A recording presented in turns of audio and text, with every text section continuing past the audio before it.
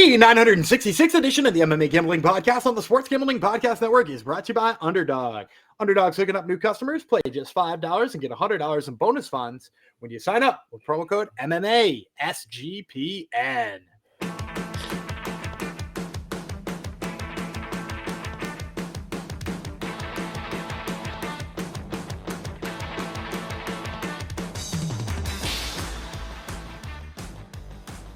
Heidi Ho DeGenerinos, welcome to episode 966 of the MMA Gambling Podcast and the Sports Gambling Podcast Network, dedicated to all my American friends. Happy Thanksgiving to you all.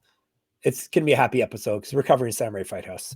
I am one of your hosts, Michelangelo Colangelo, aka Jeff Fox. That is Daniel Gumby Vreeland. We joke around about Samurai Fight House a lot, but Samurai Fight House 25 Champions card, it's a pretty stacked card for Samurai Fight House. It's pretty much all title fights, or we're going to cover nothing but title fights, right?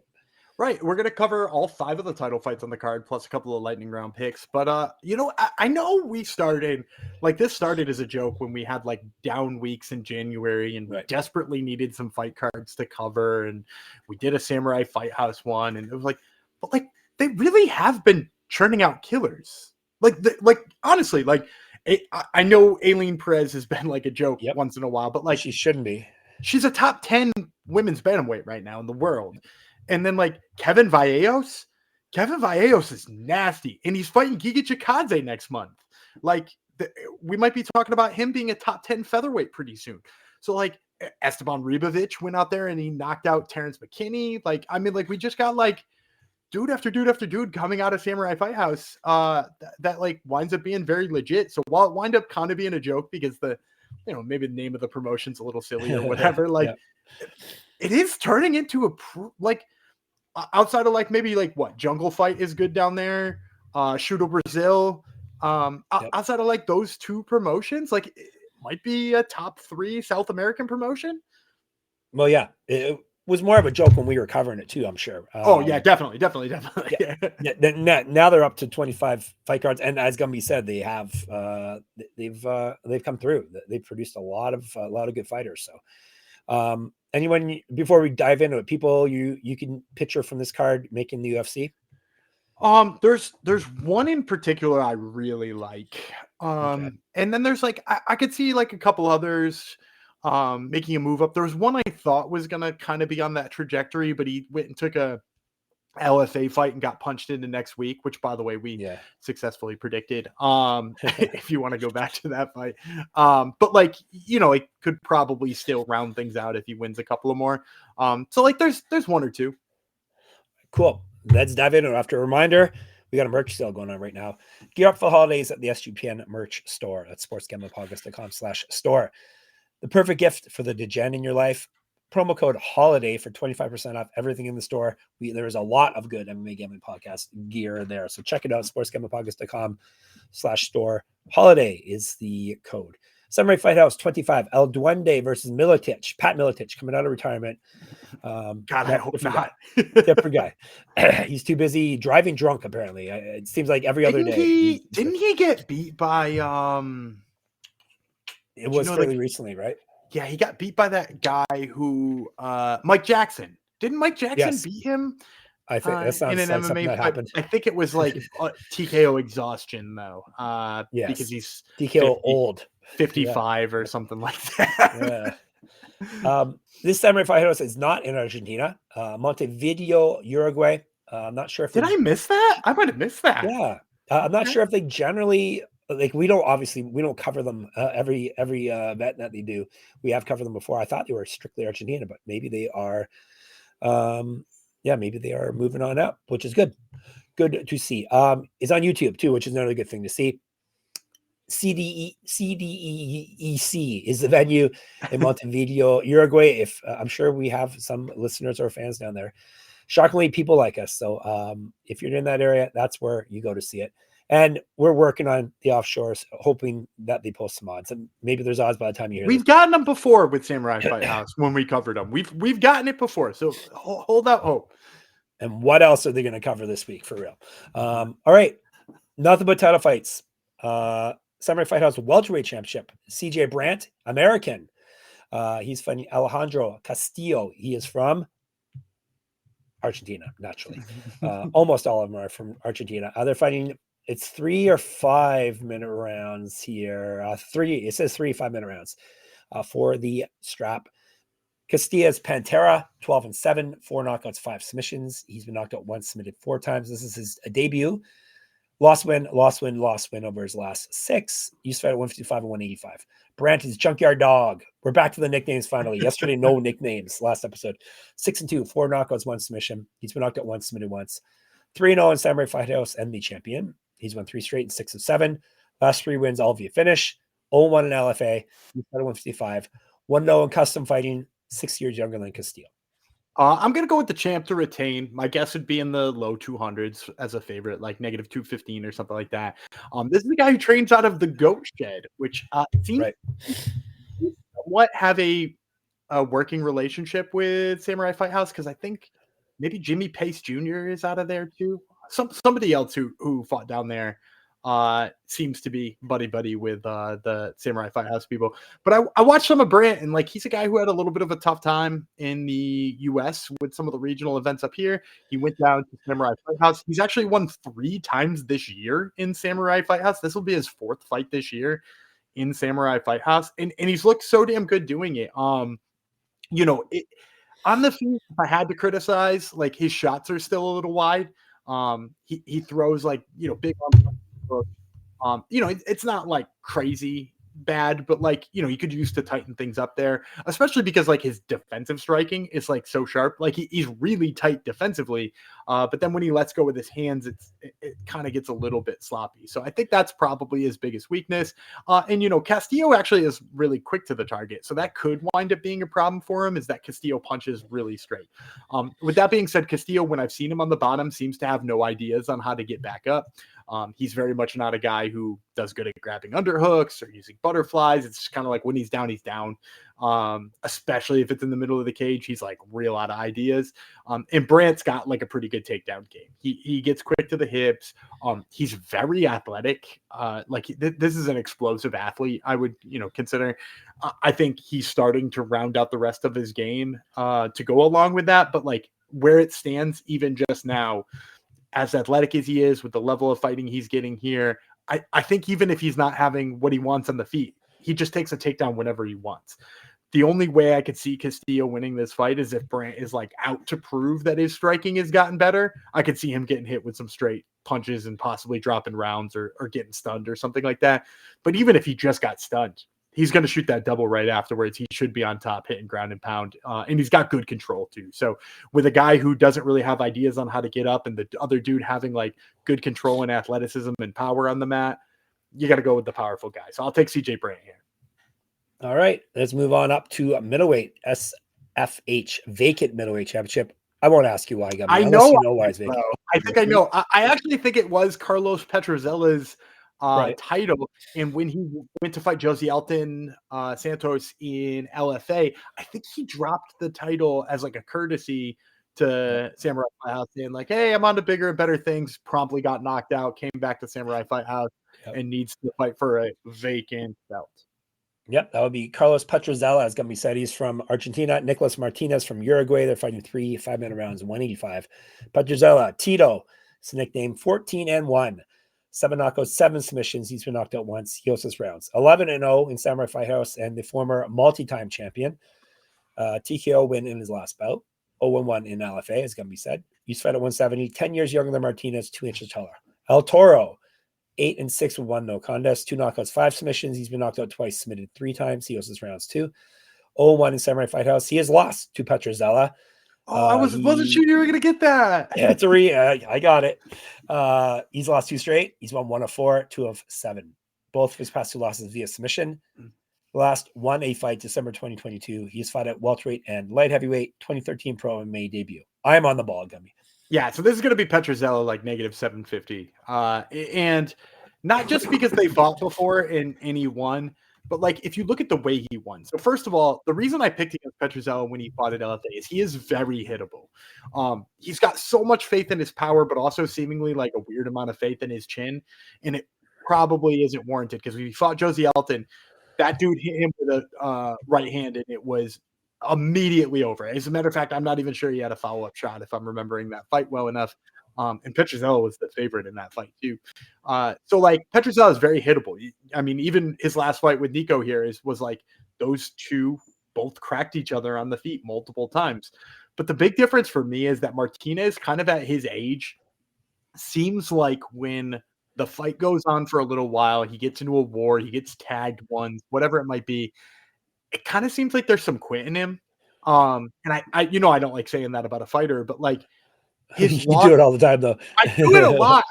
I do it a lot for a guy who says he doesn't like to do it. But like if you watch the end of that fight with Petruzzella, they're on the feet, they're both landing, and you're like, man, is this fight like evenly matched? Like that's crazy. I thought Petruzzella was way better. It hits the mat. Petruzzella passes to Mount like as if Martinez is already unconscious. And then the submission he gets him with is he just puts his forearm on Martinez's neck and leans forward.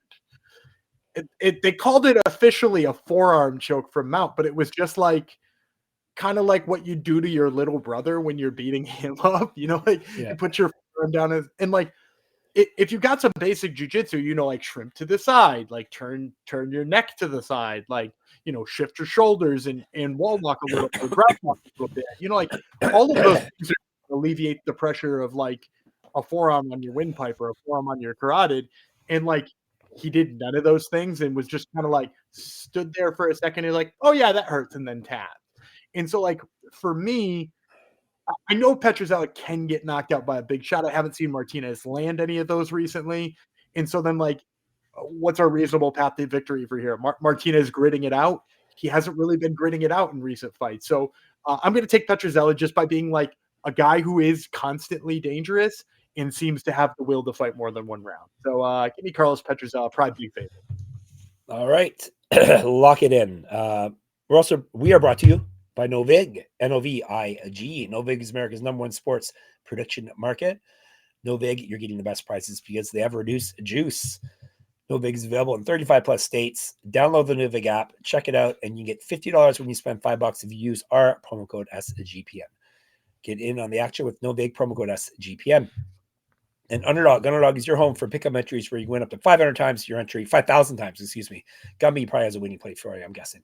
Yeah, Thanksgiving football's here. So give me the higher than on George Pickens receiving yards. The guy has been out of his mind lately, especially in the Dallas Cowboys win over the Philadelphia Eagles on Sunday. He was incredible there. So now we're playing the Chiefs, and I'm going to take the higher than on Pickens receiving yards. All right, check it out. Underdog's got a brand new offer for new customers. Play just $5, get $100 in bonus funds when you sign up with our code MMA SGPN. Moving right along now, co-main event. No, sorry, third from the top. Samurai Fight House Lightweight Championship. Gian Maurente, he is from Uruguay. Lucas Codutti, he is from Argentina. 3 5-minute rounds. The challenger Codutti, 10-2, 2 knockouts, 7 submissions. He's been submitted twice. He also has rounds. This is his Samurai Fight House debut. Loss over his last 3. Submission win in his last bout. He's fed at 145 and 170. He's 3 inches taller than Maurente, the White Dragon, 7-1, 3 knockouts, 4 submissions. He's never been finished yet. He owes his rounds. 5-1 in Samurai Fight House and the champion. He's won 2 straight. He's fed at 145 and 170 as well. 3 years younger than Codutti. My guess is Maurente, big favorite here, like negative 400-ish, like plus a 325 return on Codutti. And I'm going to go underdog for the first time here. I'm going to take Lucas Codutti. The big reason why I like Codutti is the defensive fundamentals when it comes to grappling. If you watch Maurente, he very much wants top control for the duration of whatever fight he's in. But his shots are kind of spotty.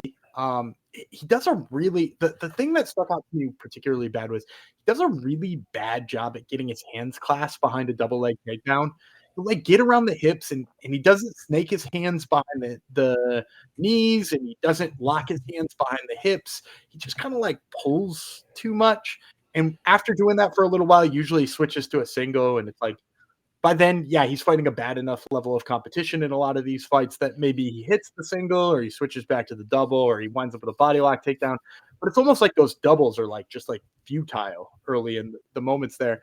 And Codutti is just like, in every single fight I've ever watched him in, he has very good defensive fundamentals. He like pulls up the face so that the takedown is a lot harder. He digs an underhook on the far side, and then once he's got an underhook, he moves his hips away and like squares off. And like all of those things, I think against a guy like Maurente, who just has like so much trouble with that kind of stuff, like I think it's going to keep this fight on the feet. And when it does stay on the feet, you know, Codutti maybe doesn't have the best range finding early in a fight, but he does start to put it together late in the fight. And if you watch Maurente, it's almost the opposite. Like he's got some like halfway decent striking early in the fight, but if you've watched when you know like what was his record officially? For Codutti, Maurente, 7-1, 3 knockouts, 4 submissions. Yeah. So when I did go back and watch that one loss, and in that loss, like he really fades in the third round. And like he doesn't in all of his other fights. Granted, some of them being finished a lot earlier, but like once he has to scramble and work hard on his takedowns, he kind of gasses himself out and becomes really hittable. So for Codutti, who like finds the range, granted it takes him a little bit of time, he's going to be in there with a guy who I think is going to tire himself out looking for takedowns against a guy who's got pretty good defense. So I would expect Maurente to look good early in that fight, both with the hands and with like control against the cage, despite not getting takedowns. And I would expect Codutti to sort of take over as the like second round rages on and well into the third. All right, lock in. Hopefully you can play this, and hopefully it's a dog for you. We got the last 2 bouts are unification bouts. Samurai Fight House Flyweight Championship.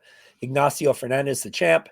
He is from Argentina, excuse me. Juan Gonzalez, not the baseball player. He's the interim champ. He is from Uruguay. 3 5-minute rounds, 125, combining the belts once again. We're going to tell you about Gonzalez. Gaucho Samurai, 12-2, 6 knockouts, 4 submissions. He's been submitted once. 1-0. That's a good one. You like that, right? I like that one. 1-0 in Samurai Fight House. He's the interim champ. He's won 3 straight and 9 of 10. Last loss November 2019. Regional champ. He's fight at 135. 2015 pro MMA debut. 3 years younger than Fernandez. Nachito is 10-3. 6 knockouts, 2 submissions. He's been knocked out once. 9-0 in Samurai Fight House and the champion. He's won 2 straight 9 of 10. 0-1 in LFA. Used to fight at 135. An inch taller than Gonzalez. That 0-1 in LFA too. Again, a really high level dude in LFA. He fought Marcos Degli in LFA, which is a pretty high level fight right there. I'm gonna say pick him on this one. I watched both of their fights to win the respective versions of this title. Both kind of against underwhelming opponents. I wasn't really blown away by either of them. One of the less athletic looking fighters I've ever seen in doing film. So especially at flyweight, he looked completely devoid of muscle, which was not good for him. But like both of these guys obviously look good in those fights. So when I went back and I watched, you know, like both of them have kind of like their flaws. Obviously, if you watch the Degli fight, like Fernandez doesn't look like he belongs in there, but like, is that really his fault? I don't know. But the big piece for me is that he's got really good leg kicks. Fernandez does. He's really sharp when he steps through and isn't afraid what his opponent's doing. When he's backing up, he's definitely a lot worse. But when he's starting to find his confidence and he moves forward, he does really well. I also like that, like even in some of the fights where I've seen him taken down, he like wrestles his way up and winds up in a takedown of his own. He's got great cardio. He works well late in the fights. And then on Gonzalez's side, I think my problem here is that like he's gotten away with just being the stronger guy in a lot of grappling exchanges. He muscles a lot of his takedowns. I saw him like get like an over under body lock and like try to pick a guy up to take him down. And it's like that's not at all where you would do that, right? Like even if you were a great Greco-Roman wrestler, like that's not a great spot to be doing that in an MMA fight. It's a lot of wasted energy. So we got a guy who wastes energy versus a guy who's got good cardio. That already should tip the scales in Fernandez's favorite. And then in addition to that, like in the takedowns I have seen Gonzalez get, granted by like a lot of muscle, I've also seen him swept off of his guard position or his top half position a couple of times. Somebody gets butterfly hooks in there, it's like pretty easy, like sweep him over to his back. And with the fact that Fernandez has like wrestled up really well in the past and like gotten himself into advantageous positions despite being in bad ones, he can probably do the same against Gonzalez here. So I think this is a fight where we're going to see a lot of grappling. We're going to see this in the clinch a lot because, both guys can strike a little bit, but it doesn't seem to be either of their preference. But I kind of expect Gonzalez to try to be muscling things against the guy who's just like much more technical, and certainly on the mat. Anytime this gets to a scramble, Ignacio Fernandez should come out on top. All right, lock it in. Hopefully a pick 'em. All right, before we get to our main event, underdog, actually, I have to tell you about Rhythm. Rhythm, RITHMM. Rhythm is crushing in college football, NFL, and now just added the NBA. Rhythm is also giving away weekly cash prizes just for tracking your bets in the app. Track 5 bets of the same type from any model you build, and you can win $1,000. Gumby, you have a bet we can track? Sure, I'm sure we've been all over the NBA lately, but Thursday has no NBA game, so that's going to make it a little harder to do that. Instead, I'm going to take my Dallas Cowboys over the Chiefs. You can take them with the points. You can take them on the money line. Doesn't matter to me because I think they're going to win outright. And they're getting, last I looked, at 4.5. So, if you're less confident than me, get them with the 4.5. If you're in the same spot as me, take them on the money line. All right. Use promo code SGPN25 when you download the Rhythm app for 25% off your first month. Download Rhythm, RITHMM, and use promo code SGPN25. We're to our main event of this nothing but title fight episode. Samurai Fight House Featherweight Championship. Like I said before, unification bout. The interim champ is Lucas Miletich. He is from Argentina. Esteban Pereira is the full champ. He is from Uruguay. 3 5-minute rounds. Maybe that's why they're in Uruguay. They're trying to it's Uruguay versus Argentina every fight. Yeah. It took us a while to clue in, but yes, we've clued in finally. End of the episode. Oh, wait a minute. All right, Miletich. 12-2, 7 knockouts, 4 submissions. He's been knocked out once. He hosts his rounds. 5-1 in Samurai Fight House and the interim champ. He's won 4 straight, all via finish. Regional champion as well. 0-1 in LFA, 9 inches taller than Pereira. El Duende, the elf. 9 inches taller at featherweight. Yes, because the elf, El Duende, the elf is Pereira. 15-4, 2 knockouts, 11 submissions. He's been knocked out 3 times, submitted once. 2-0 in Samurai Fight House and the champion. He's won 6 straight, all via submission. He last lost a bout August 19th. Multiple regional championships on his mantle. Correct. Remember, get our merch, sportsgamblingpockets.com/store. Holidays here, checkout code, 25% off. Use Fed at 135. So I assume you're going to take the short king here, right? I really wanted to. I tried to talk myself into it. 5'4". I guess 5'4" at flyweight's not super crazy. It's more Miletich. It's a freak guy. A 6'1". Wait a minute. He's 6'1". He's 6'1" at featherweight. Yeah. Right. I was thinking flyweight. Yeah. Yeah. 5'4" featherweight is insane. Yeah. 6'1" featherweight is not bad. 5'4" featherweight might be weirder. That's a little weird. A little fire hydrant. And I really tried to find a way to pick him because, like, if you watch, his submissions are really fast. Like, most of them are like, if you just dip your head in the wrong way at one point in time, he like jumps on it, grabs a guillotine, and like clearly has got the grip down. And then when you watch him on the feet, he does just like load up on this right hand and throw absolute misses. He's really fun to watch because, like, win or lose, he's gonna throw that big mean right hand and he's gonna try to jump on submissions. He's gonna make it interesting. So, like, that's fun about Pereira and probably what would keep him to being a dog, but like probably not an absurd one. Probably like, plus 185 or something like that, plus minus 215 on Miletich or something like that. But the bottom line is I just have to take Miletich. I watched his fights too. And like the big obvious point here is like all of that reach is just going to be too much for Pereira, right? Like, because he's got to throw a right hand missile in order for him to get anything going on the feet.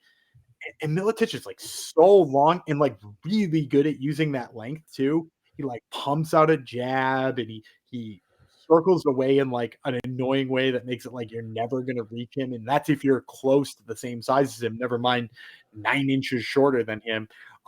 And also, like, he does a really good job of working to all levels. Like, you'll see him like throw that jab to the head a whole bunch of times, but then he starts working the hooks to the body to kind of like wear you down so that later on in the fight, you don't have the energy to keep up with the pace that he's bringing. A lot of good forward pressure out of him, a lot of good range development. I think even if Pereira tried to wrestle, I think first of all it's going to be hard for him to get close to him on a shot, and then even if he does get close to him on a shot too, like Miletich might actually be just like the better technical wrestler when it comes down to it. Now he definitely doesn't have the sub game Pereira does, but like for Pereira, it's like both in the grappling department and in the striking department, it's home run swings. It's home run swing after home run swing after home run swing. It's jump the guillotine, throw the overhand right. Jump the guillotine, throw the overhand right. And like, could one of those land? Yeah, but like, would you count it to land against a guy who's 9 inches taller than him and like clearly has great boxing fundamentals? I just couldn't get behind it, so I'm gonna go Lucas Miletich here.